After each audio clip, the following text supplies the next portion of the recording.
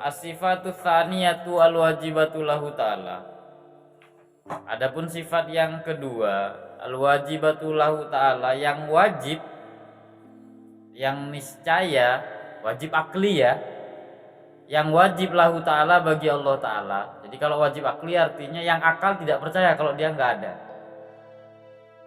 Sifat kedua yang wajib atau yang harus ada menurut akal, lahu ta'ala menurut akal, adalah al-qidamu, sifat qidam. Qidam artinya terdahulu ya. Wa maknahu, adapun makna sifat qidam, wa maknahu, adapun makna qidam, adamul awaliyah, ialah ketiadaan permulaan, ketiadaan permulaan. Qidam artinya tidak memiliki permulaan, tidak ada permulaannya. Fa makna kaunillahi ta'ala qadiman, fa makna kaunillahi ta'ala qadiman, adapun makna kaunillahi, adanya Allah ta'ala, qadiman ialah zat yang qadim, annahu, bahwasanya, la awwala liwujudihi, tidak ada permulaan, liwujudihi, bagi wujudnya Allah. Tidak, la awwala liwujudihi, tidak ada permulaan bagi wujudnya Allah. Bihilafi Zaidin, berbeda dengan Zaid. Masalan, misalnya, bukan cuma Zaid ya, alam semesta juga begitu. Fa wujuduhu, maka adanya Zaid atau wujudnya Zaid, lahu awalun, lahu memiliki awalun, permulaan, lahu dimiliki Zaid, punya kembali gitu. Fawujuduhu, maka adapun wujudnya Zaid, lahu memiliki awalun, permulaan. Apa itu? Wahwa khalqun nutfah. Wahwa, adapun permulaannya adalah diciptakan dari nutfah. Dalam hal ini qidam itu secara bahasa artinya terdahulu ya. Qidam adalah terdahulu. Jadi kalian harus mengikuti rumusan ini. Tetap wajib mengikuti rumusan ini. Saya anggap wajib itu karena nanti kalau kalian buat sendiri rumusannya nggak tahu. Qidam artinya apa tadi Udin? Terdahulu. Terdahulu itu maksudnya gimana? Lebih duluan. Pertanyaannya apa yang disebut terdahulu? Jadi selalu ada pertanyaan begitu ya. Saya buat rumusan. Apa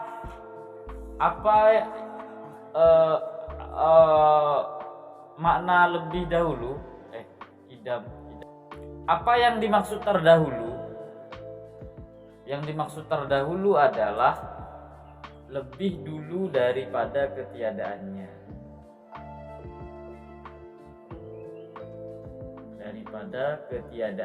Jadi yang dimaksud Allah qidam itu ketiadaannya. Apa yang dimaksud? Jadi Allah itu qidam ya. Qidam artinya lebih dahulu. Kalau ditanya lebih dahulu dari apa Allah itu? Jadi pertanyaannya adalah lebih dahulu dari apa? Jawabannya lebih dulu daripada ketiadaannya. Intinya kalau sekarang tulis dulu ya. Apa yang dimaksud lebih dulu dari ketiadaannya? Jadi kalau kita awalnya tidak ada lalu ada. Kalau Allah enggak, melebihi ketiadaannya itu didahului oleh Allah Ta'ala. Apa yang dimaksud lebih dulu daripada ketiadaannya? Yaitu dia berarti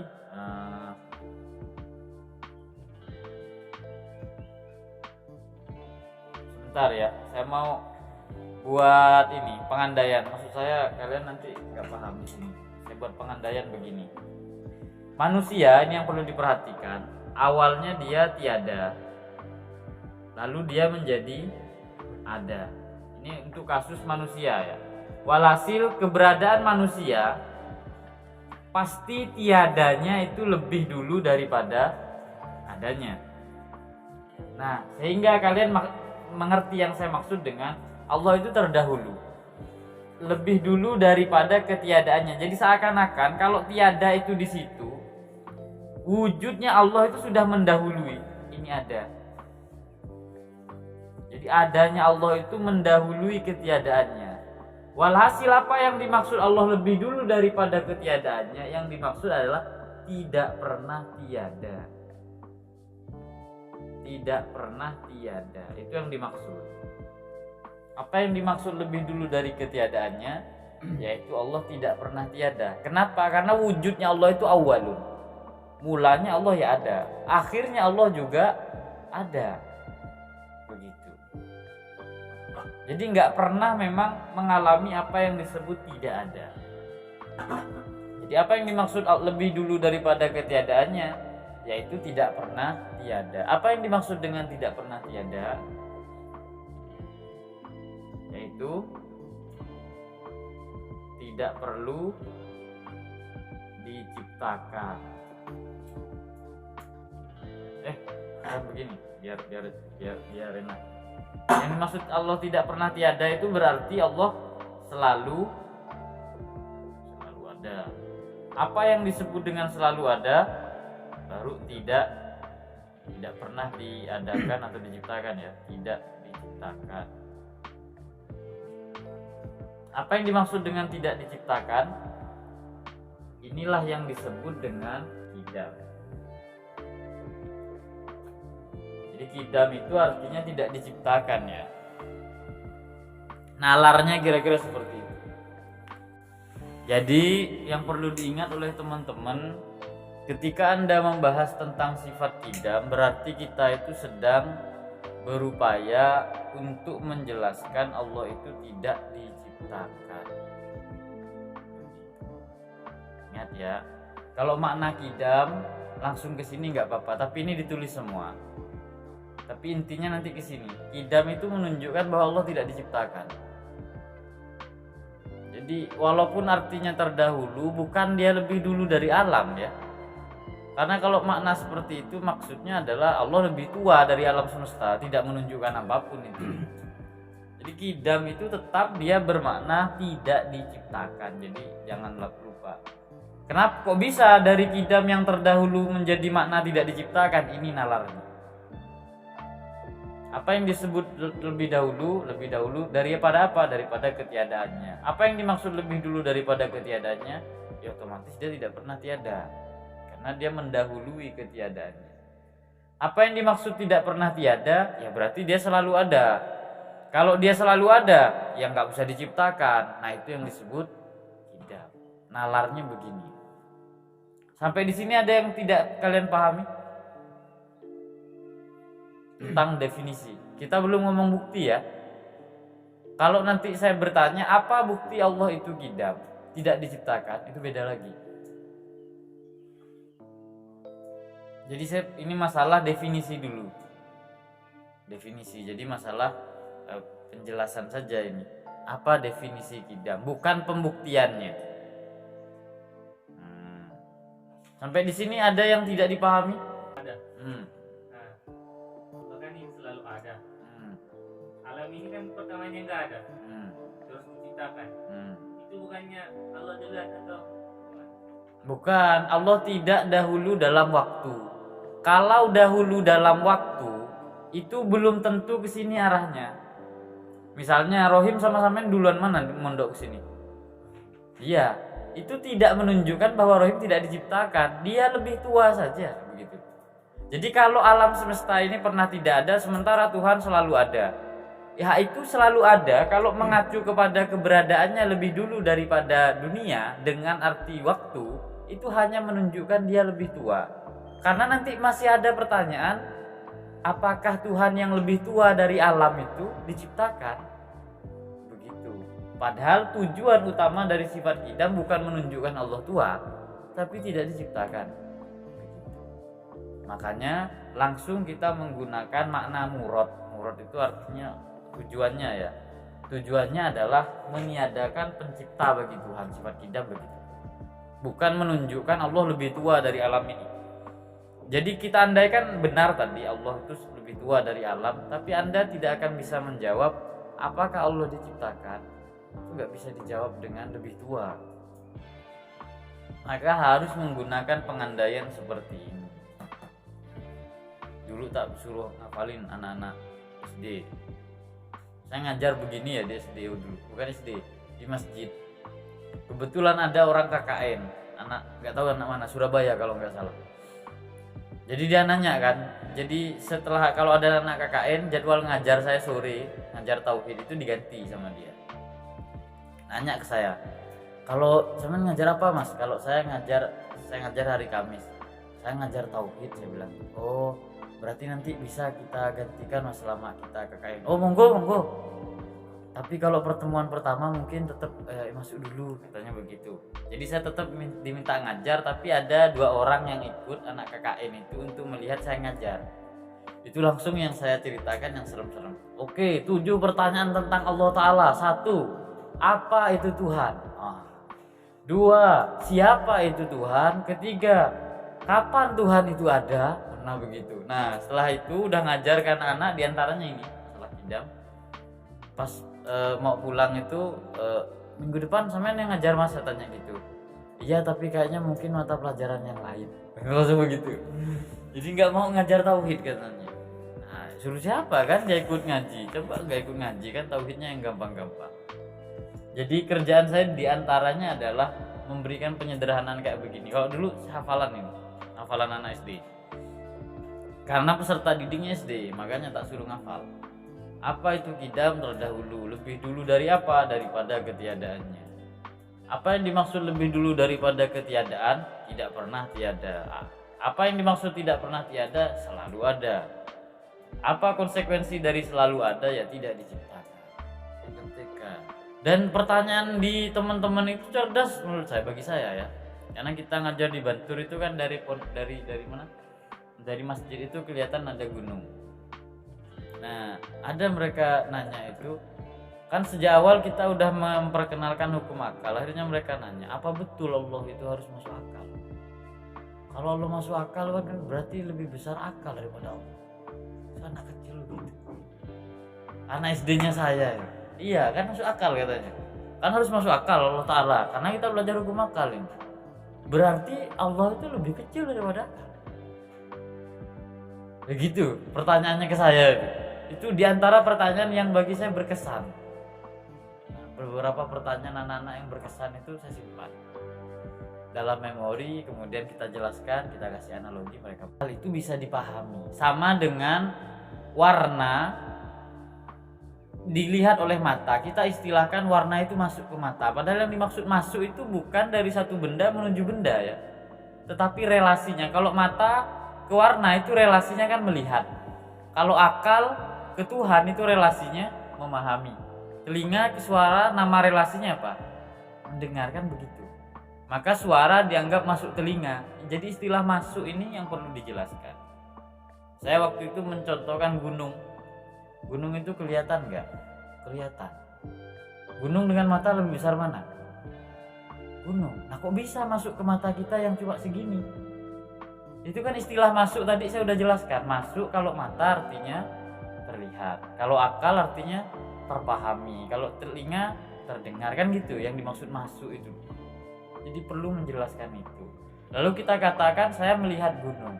Ini loh mata saya kecil, kok bisa menampung gunung yang besar? Oh karena nama relasinya melihat. Jadi bukan masuk dalam arti kita masuk ke ruangan, ruangannya lebih kecil daripada kita dan kita bisa masuk. Bukan, kalau gitu ya mustahil. Jadi yang dimaksud Allah itu harus masuk akal, itu bisa dipahami oleh akal. Intinya kan itu. Sebagaimana tadi gunung masuk ke mata, maksudnya gunung itu bisa nampak oleh mata. Maka saya terkesan dengan pertanyaan ini. Karena saya butuh analogi gunung waktu itu untuk menjelaskan. Dan ketika kita ngomong iya ya, gunung kan sangat besar, mata sangat kecil, bisa kok masuk. Tapi yang dimaksud masuk adalah apa Udin? Terlihat. Biasanya kalau ngaji tauhid ini dulu kecenderungan saya ngajakin debat ustaz-ustaz. Jadi memang saya senang debat memang dari dulu. Pada dasarnya. Oke, kita sudahi pertanyaan tadi, kita masuk ke sini dulu. Jadi inti dari kidam adalah untuk menunjukkan Allah itu tidak diciptakan. Ini definisi ya. Penjelasannya adalah sekarang kita masuk bagaimana membuktikan bahwa Allah itu tidak diciptakan. Begitu. Ini sulit pertanyaan ini. Anak Win belum tentu bisa menjawab. Coba jawab Udin. Tidak diciptakan. Tapi ini udah paham ya maksudnya ini. Zidan ini udah paham. Ada yang kurang paham? Kalau ada ditanya ya, konfirmasi, takutnya salah nanti. Karena kalau masalah akidah saya betul-betul punya tanggung jawab untuk teman-teman tahu satu-satu harus saya cek kalau dia tahu gitu. Jadi akidah ini begini ya, ibarat kita beli motor, saya perlu memperkenalkan sesuatu ke teman-teman dengan cara membuka habis motor itu. Lalu kita pasang lagi begitu. Yang jadi problem adalah kalau teman-teman nggak tahu, udah dibongkar motornya, lalu rusak nggak bisa dipasang lagi. Kita udah mempertanyakan bagaimana membuktikan Allah itu memang tidak pernah diciptakan. Ini kan membongkar keyakinan lama. Nah, selama ini kan teman-teman cuma yakin aja Allah nggak diciptakan tapi tanpa bukti. Nah, oke, Udin gimana mau membuktikannya bahwa Tuhan tidak diciptakan?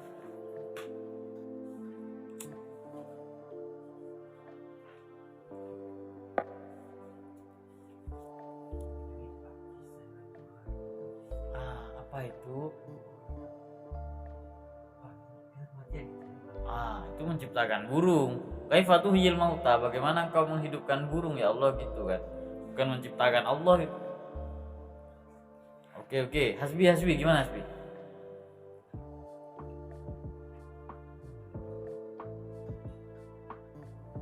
Tuhan diciptakan apa enggak Hasbi? Tidak. Masa? Gimana penjelasannya?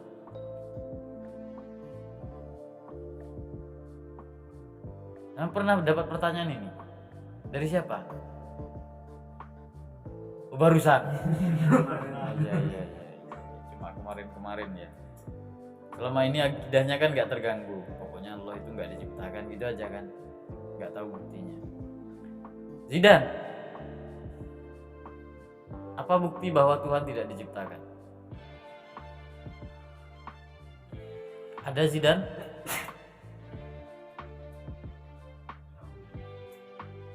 Itu definisi itu. Muter lagi di situ nanti kan. Itu bukan bukti, itu definisi. Maru.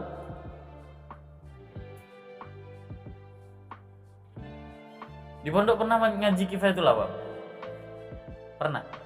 Apa kitab tauhidnya biasanya?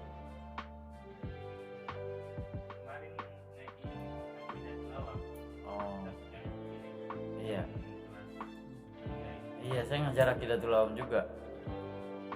Kan ada kan masalah kidam. Iya, harusnya ada. Ini kan nggak rinci nih, masih umum ini. Kalau rinci yang begini ini, yang lebih yang di sini. Kemarin yang saya jelaskan ke teman-teman agak beda. Ini masih umum ini, makanya judulnya Kifayatul Awam. Artinya pembahasan yang umum ini masih. Belum rinci nih.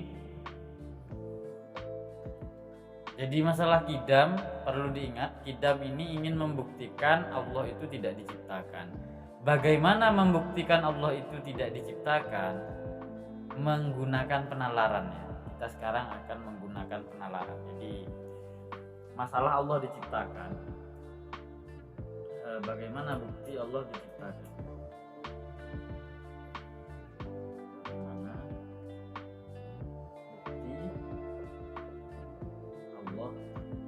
Tidak diciptakan. Maka jawabannya adalah dengan pengandaian. Jadi teman-teman ini terlalu takut untuk membuat pengandaian dengan mengandaikan kebaharuannya. Jadi kan opsi nggak mungkin terlepas dari opsi. Jadi Allah itu dia kidam, atau antonim dari kidam apa? Adalah hudus. Jadi Allah kalau seumpama dia kidam, pasti dia tidak hudus. Seandainya Allah itu hudus, pasti dia tidak kidam. Bagaimana membuktikan Allah itu kidam? buktikan kemustahilan hudusnya. Sekali lagi ya, bagaimana menunjukkan Allah itu tidak diciptakan? Anda buktikan bahwa penciptaan bagi Allah itu salah. Caranya di sini. Karena ini proposisi yang memang antara dua saja, sama dengan bilangan. Bilangan kalau enggak, maksud saya angka ya, kuantitas. Bilangan kalau enggak genap berarti pasti ganjil. Kalau ternyata dia ganjil, pasti kesimpulannya ganjil kok pasti genap. Kalau dia ganjil pasti tidak genap. Kalau dia tidak ganjil, berarti genap. Kok tidak genap itu? Mana? Jadi ini hubungannya sama. Misalnya tadi saya analogikan ganjil dan genap ya. Ganjil dan ginjal dan genap ya. Kalau saya katakan oh bilangannya itu tidak ganjil, berarti dia pasti genap. Kalau ternyata dia genap, dia tidak genap, pasti dia ganjil. Walhasil Anda bisa membuktikan salah satunya, menegasikan yang satu, juga bisa mengafirmasi yang lain. Jadi kalau Anda bisa menunjukkan kebaruan bagi Allah itu mustahil, maka Anda bisa membuktikan kalau qidamnya Allah itu betul-betul ada. Oke, kita masuk ke inti. Ini poin dasarnya ya, poin dasarnya. Jadi sekarang kita akan membuat pengandaian seandainya Allah itu baru. Baru artinya di qidam tidak diciptakan. Kalau baru berarti diciptakan. Pelan-pelan dan wajib tahu semua ini pokoknya. Zidan ya. Kalau nggak tahu, syahadat lagi. Nah, jadi kita bicara tentang siapa yang menciptakan Allah. Siapa yang menciptakan alam? Alam ini diciptakan oleh alam diciptakan oleh Allah. Makanya karena alam baru pasti ada penciptakan gitu. Sekarang karena kita mau buat pengandaian Allah itu baru, artinya Allah itu diciptakan. Maka kalau ditanya siapa yang menciptakan Allah, harus ada. Kita buat pengandaian, katakanlah yang menciptakan Allah si A. Jadi begitu itu biasa ya buat pengandaian. Karena kalau berandai itu kan nggak pasti terjadi. Andai saja besok saya kaya, belum tentu. Lu kok takut berandai-andai? Jadi ini kegunaan akal ini ya. Jadi kita harus menunjukkan nggak mungkin Allah itu baru. Caranya malah kita menghayal seakan-akan Allah diciptakan. Kalau Allah diciptakan oleh A, otomatis status Allah itu hudus apa qidam? Hudus. Nah sekarang pertanyaannya juga sama untuk yang A. Ini diciptakan atau tidak? Harus diciptakan. Nah, diciptakan oleh si B. Si B ini diciptakan atau tidak? Diciptakan oleh si C. Dan pengandaian ini berkelanjutan. Ini disebut nanti teorinya adalah tasalsul. Tasalsul artinya bukan, itu daur. Tasalsul itu artinya regresi tak terbatas. Pernah dengar ya? Tak terbatas. Apa yang main dengar? Yang pernah ini? Enggak, ini. Udin, pernah dengar apa? Tasalsul. Terus apa tasalsul? Pasti gitu. Dari kemarin ya Pak pernah tahu. Jangan lupa sekarang. Gitu dong. Nah iya ini masalahnya. Jadi Allah diciptakan oleh A diciptakan oleh B diciptakan oleh C, dan seterusnya itu, dan tidak terbatas. Walhasil, ini disebut apa tadi? Penciptaan tak terbatas ini disebut tasalsul. Walhasil, perlu ingat ya, kalau Allah itu baru, konsekuensinya terjadi apa yang kita sebut sebagai tasalsul. Nah sekarang untuk membuktikan bahwa Allah tidak baru, Anda harus bisa memustahilkan tasalsul. Nah tadi ya, proposisinya adalah tasalsul regresi tak terbatas, tadi dicatat dengan baiknya. Jadi seandainya Tuhan itu baru atau diciptakan, pasti berkonsekuensi. Konsekuensinya adalah akan terjadi apa yang disebut sebagai tasalsul. Maka untuk menunjukkan kemustahilan Allah itu baru, Anda harus bisa membuktikan kemustahilan tasalsul. Nah, sekarang kita akan membuktikan mungkin nggak penciptaan tak terbatas ini ada? Jawabannya mungkin.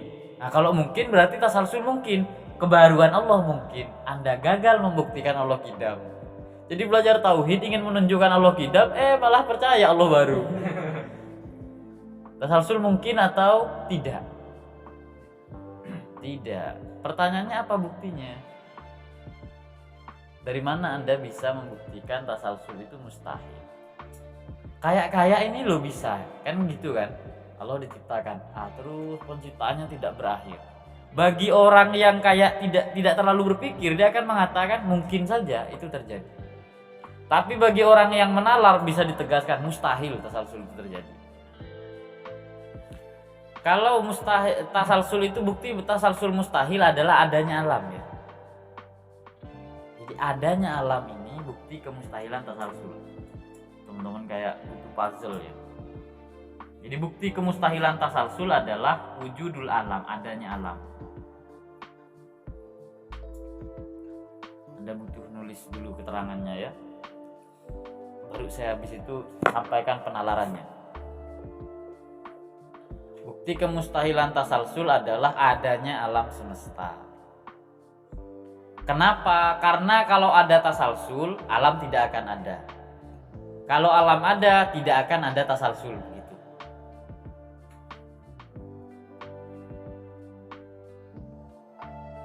Itu penjelasannya ya. Yang dimaksud bukti tasalsul tidak ada adalah adanya alam. Maksudnya, kalau alam ada, tasalsul pasti tidak ada. Kalau tasalsul itu tiada, maka alam bisa ada. Nah, sekarang kita jelaskan bagaimana adanya alam bisa menunjukkan ketiadaan tasalsul.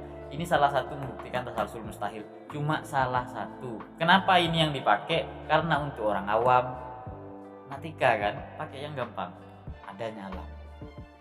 Jadi teman-teman itu perlu mikir begini ya. Untuk tahu bahwa adanya alam membuktikan kemustahilan tasalsul. Untuk ada alam ini butuh Tuhan atau tidak? Butuh Allah apa enggak dalam hal ini? Kenapa? Pencipta dengan yang diciptakan lebih dulu mana? Pasti pencipta. Kalau Allah belum ada, otomatis alam ada apa enggak? Tidak ada, karena yang menciptakan adalah Allah. Pertanyaan itu juga akan masuk ke sini. Untuk Allah ada, dia butuh A atau enggak? Ini sesuai penalaran ya, dia butuh A. Kenapa? Karena si A adalah pencipta Allah. Berarti kalau si A belum ada, Allah juga belum ada. Nah, jadi ini seandainya alam belum ada, Allah belum ada, ya alam belum ada. Kalau si A ini belum ada, maka Allah juga belum ada. Si B belum ada, dan seterusnya. Ini tadi terbatas atau tidak katanya tasalsul itu? Tidak terbatas. Maka penantian yang tidak terbatas meniscayakan nggak ada yang terjadi. Saya besok mau ke Malang, tapi saya nunggu Rohim ke sini. Kata Rohim, saya mau ke sini, tapi saya masih nunggu Ma'ruf. Ma'ruf bilang, saya mau pergi ke Rohim, tapi saya nunggu Zidan dulu.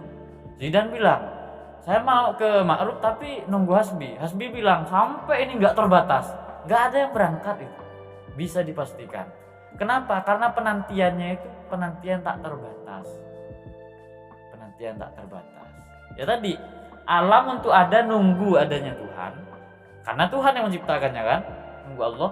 Allah ada, nunggu si A ada. Si A ada, nunggu adanya B. B ini ada, nunggu adanya atau bergantung kepada si C. Dan ini tidak terbatas kebergantungannya. Maka apakah akan ada yang wujud kira-kira atau ada yang ada di antara ini? Jawabannya adalah kok ada? Tidak ada yang wujud. Begitu. Nah, pertanyaannya sekarang, apakah alam ini wujud atau tidak? Ternyata alam sudah wujud. Maka pasti penciptaan itu tidak mungkin keregresi tak terbatas. Dia pasti terbatas kepada satu hal yang dia tidak diciptakan. Begitu. Kita katakan itu ke Allah. Seandainya Anda bilang si B saja, si B ini yang nggak diciptakan, nah boleh silahkan. Tapi inilah yang dimaksud dengan Allah. Cuma salah mengidentifikasi. Jadi ingat ya, seandainya Allah kalau mau membuktikan Allah qidam, Anda berhayal dulu Allah itu baru. Kalau Allah baru pasti nanti terjadi tasalsul. Ternyata tasalsul mustahil. Maka dengan demikian kebaruan juga mustahil. Kalau kebaruan Allah itu mustahil, berarti Allah pasti bersifat kidam. Jadi penting memahami tasalsul mustahil ya. Kemustahilan tasalsul itu penting.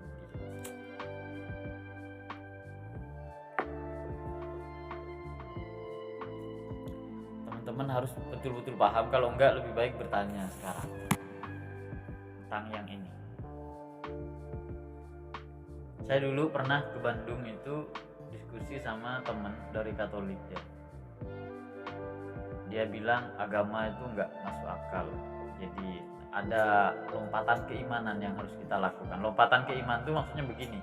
Ketika nalar kita enggak nyampe, ya sudah kita percaya saja begitu. Saya tanya, apa yang Anda maksud dengan itu? Kalau syariat, oke, saya terima. Misalnya kayak sholat, kita nggak ngerti kenapa kok zuhur harus 4 rakaat. Sudah kita percaya saja, oke, saya sepakat. Tapi dalam masalah ketuhanan, saya nggak sepakat, saya bilang gitu. Terus dia bilang, contohnya bahwa Tuhan tidak diciptakan. Itu sebenarnya itu adalah lompatan keimanan. Kita nggak tahu bagaimana membuktikannya, tetapi kemudian ya udah kita percaya saja. Maka saya bilang ini bukan persoalan Anda beragama beda dengan saya. Mari kita diskusi dengan sudut pandang yang sama, neraca yang sama, yaitu rasionalitas. Karena anaknya juga suka belajar filsafat. Lalu saya kenalkan dengan teori ini. Kalau dari teori ini mana yang dikatakan nggak masuk akal?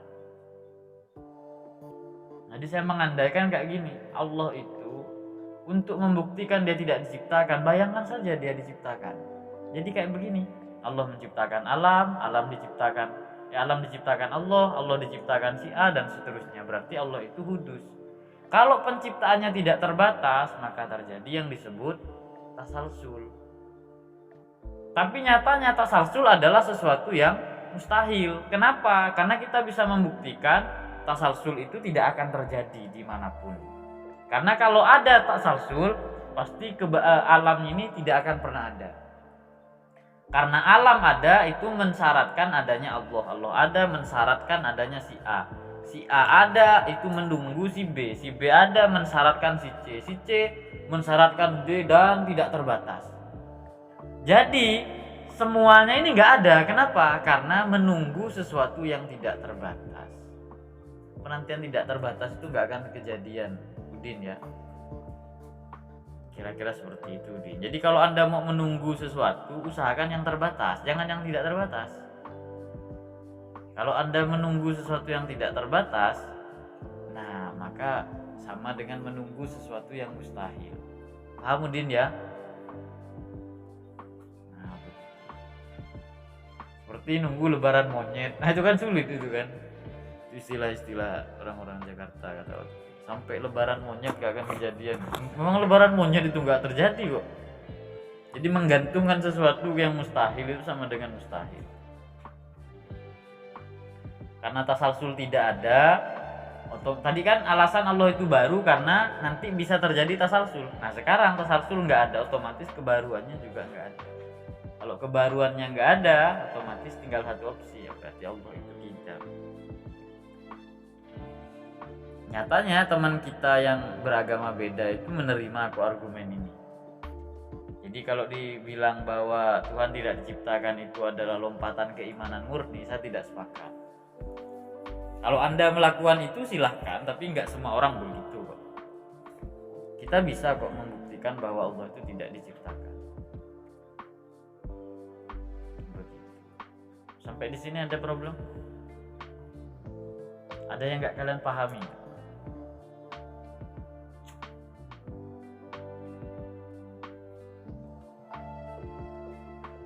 Hasbi, kok kayak mikir men? Oh iya.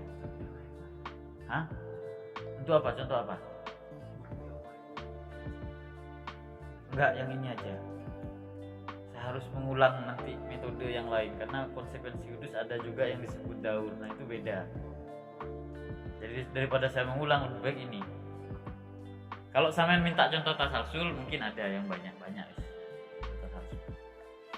Kalau sampean nanti nggak paham, saran saya juga selain forum ngaji kayak begini, bisa sembari diskusi dengan teman-teman.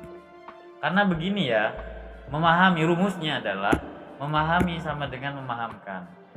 Kalau kita menjelaskan kok tidak dipahami oleh siapapun, jangan-jangan kita tidak menjelaskan tapi meruwetkan. Kita bilang paham tapi faktanya tidak. Itu diinspirasi dari Iqra al-Alaq ayat 1 sampai 5. Kenapa Iqra itu 2 kali di dalam surat Al-Alaq? Iqra bismi rabbikal ladzi khalaq, Iqra wa rabbukal akram. Karena Iqra yang pertama menurut sebagian ulama adalah Iqra li nafsik, bacalah untuk dirimu, artinya kita memahami sesuatu. Tetapi ketika Iqra wa rabbukal akram itu perintah untuk memberi pemahaman kepada orang lain. Makanya Anda bisa disebut paham kalau Anda bisa memahamkan. Sehingga saya buat rumus begitu. Kalau ngajar, teorinya adalah Anda berani mengatakan saya paham, memahami sama dengan memahamkan. Ingat ini Rohim. Ketika Anda tidak bisa memahamkan, berarti Anda gak paham. Memahamkan. Jangan malah senang ya, ngomong gak jelas tiba-tiba ini filsafat. Gak bisa. Ini bagi pengajar maksud saya. Walaupun memang peserta didik gak sama. Maksud saya begini, kalau saya tolak ukurnya begini. Ini ada 7 orang. Saya ngomong, seandainya ada 5 orang yang paham, yang 2 orang gak paham, ya memang dia butuh cara yang berbeda. Bukan berarti penjelasan saya salah. Tapi kalau saya ngomong semuanya ini nggak ada yang ngerti, berarti yang salah itu saya. Tolak ukur saya adalah pemahaman kalian.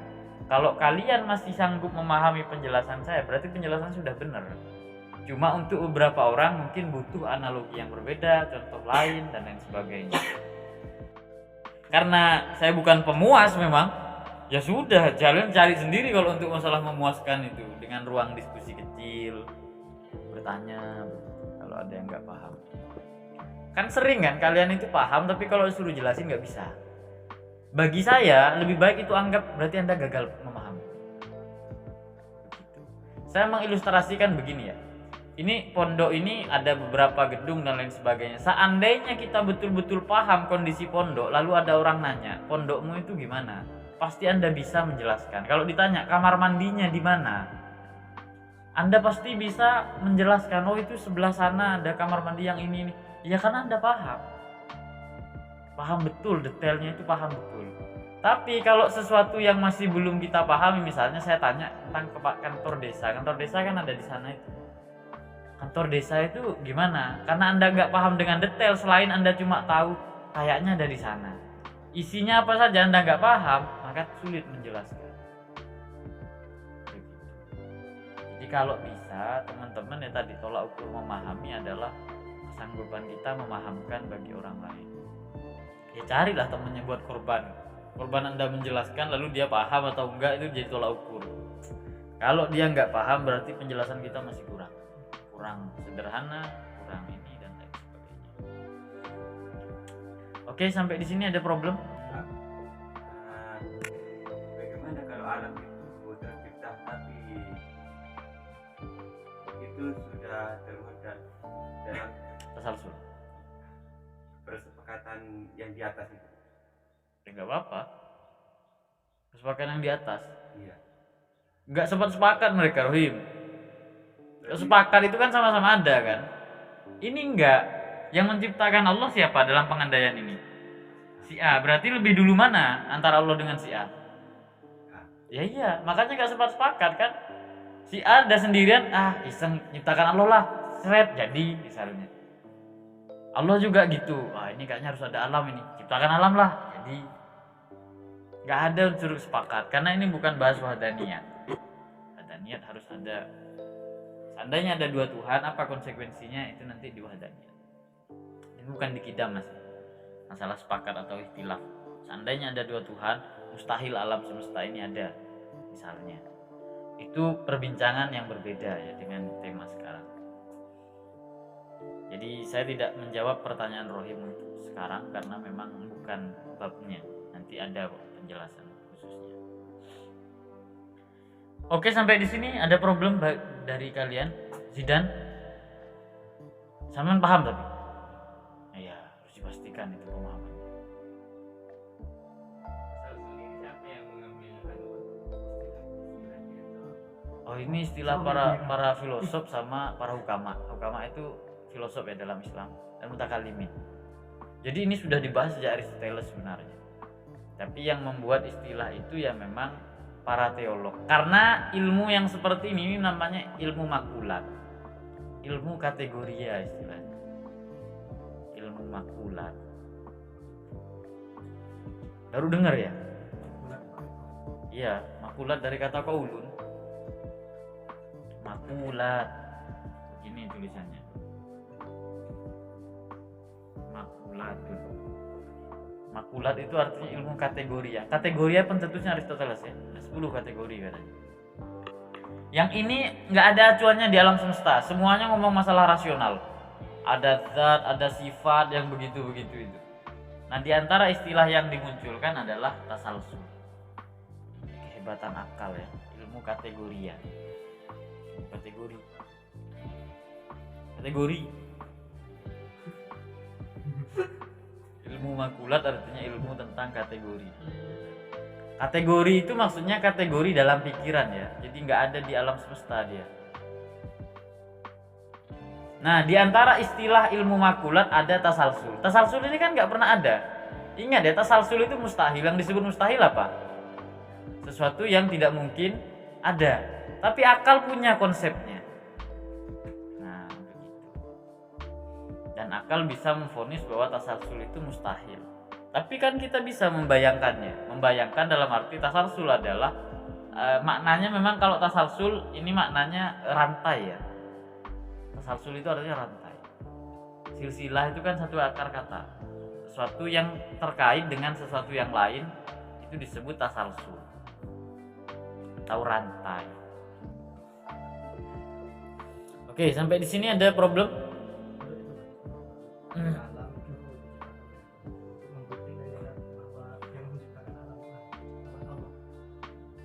Secara gampang, mustahil alam diciptakan oleh dirinya sendiri.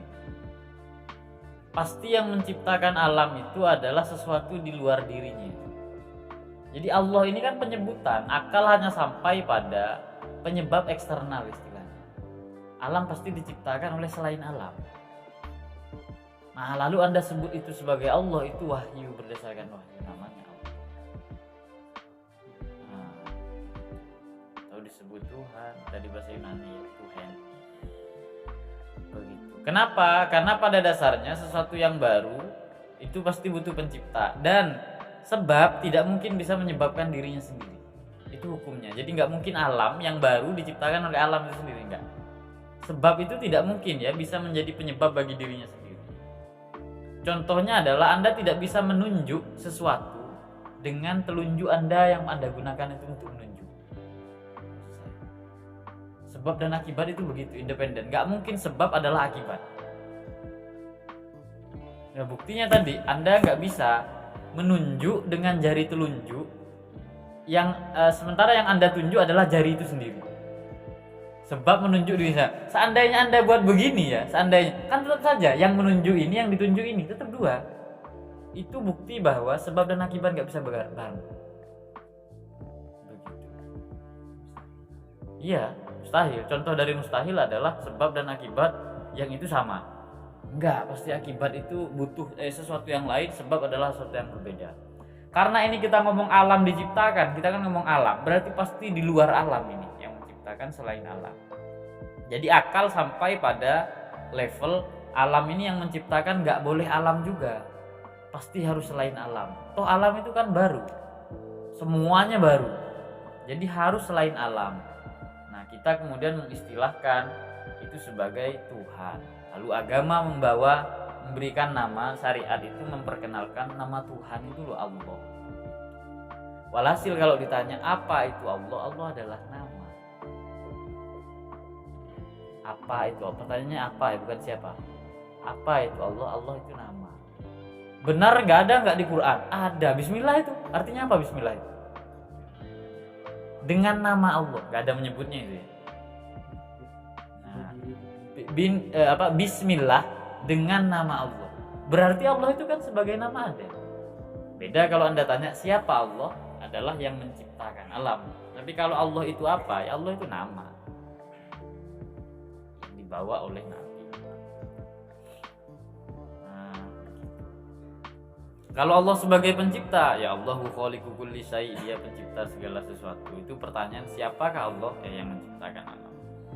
Kapan Allah itu ada? Allah itu qidam, tidak didahului oleh ketiadaan. Artinya dia tidak diciptakan.